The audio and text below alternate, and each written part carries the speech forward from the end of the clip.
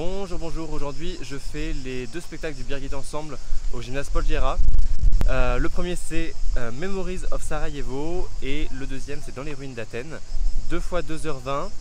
Donc je vous retrouve entre les deux spectacles pour faire un point. Il y a un vent pas possible, je pense qu'on va rien entendre.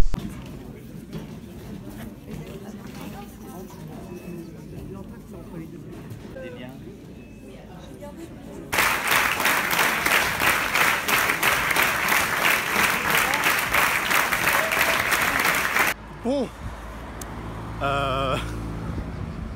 c'était particulier, j'ai pas du tout aimé, du coup j'irai pas voir les ruines d'Athènes après, c'est sûr, parce que j'ai passé un moment trop horrible, et je vais revenir dessus dans quelques instants, mais c'est pas possible de faire du théâtre comme ça les enfants, non. Comment dire, donc ça partait plutôt bien, il y avait une interactivité avec le public, on nous avait distribué des petits feuillets jaunes, rouges et bleus selon si on était bosniaque, si on était chrétien orthodoxe ou si on était catholique. Donc je me suis dit tiens, il y a une bonne idée, ça va être de la vulgarisation assez ludique, on va voir ce que ça donne. Et puis en fait, sur le dispositif, en fait sur la forme, on est sur quelque chose qui ressemble un peu à Ça ira de Joël Pomera. C'est-à-dire qu'on nous fait vraiment revivre les assemblées, les discours politiques qui ont eu lieu à l'époque, sauf que c'est mal écrit. C'est pas très intéressant.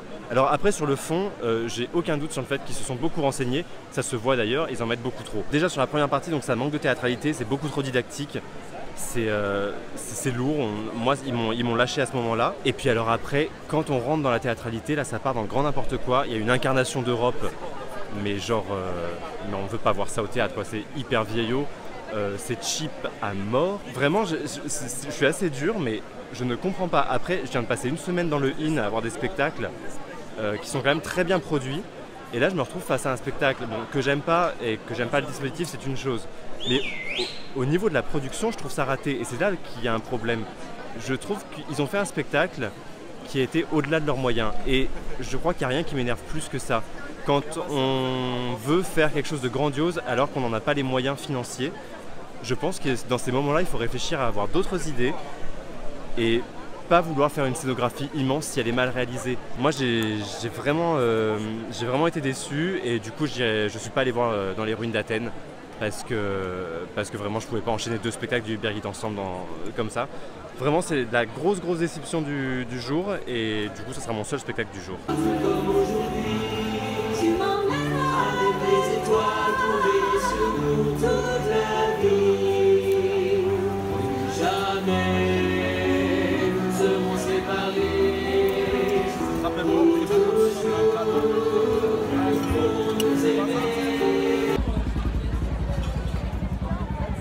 Bon, et bien finalement, comme je ne suis pas allé voir Dans les ruines d'Athènes parce que j'étais très énervé contre le Birgit Ensemble, et ben je vais aller voir Boys Don't Cry par la compagnie Avant l'Aube. Voilà, je suis désolé, hein, vous voyez que ma bouche, mais s'il y a trop de vent et si je parle pas si près, on m'entend pas.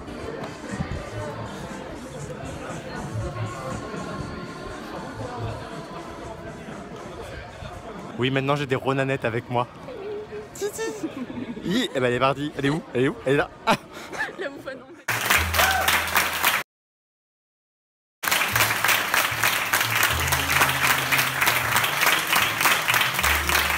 Et bah écoutez, c'était pas mal du tout ce Boys Don't Cry. Donc en fait, ce qui m'a beaucoup plu, c'est au niveau du travestissement. On est donc sur des clients, des clients de prostituées qui témoignent, puis ils refont certaines scènes et donc les garçons jouent parfois les femmes qui se payent des putes, en fait ils disent le mot pute dans la pièce.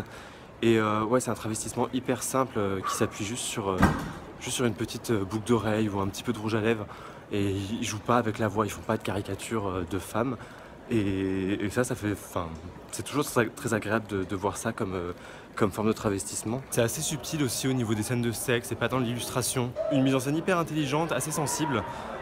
Donc franchement, pour ce point-là, c'est très réussi. Alors après, il y a une part un peu christique dans le truc, que j'ai pas tout à fait saisi. Donc je sais pas, ça c'est vraiment un point très flou encore dans ma tête. Sinon donc écriture aussi vachement intelligente, à la fois étonnant, c'est très divers en fait comme style d'écriture, c'est très varié ça adresse aussi des portraits très différents. Franchement, moi j'ai passé un très bon moment, ça passe assez vite.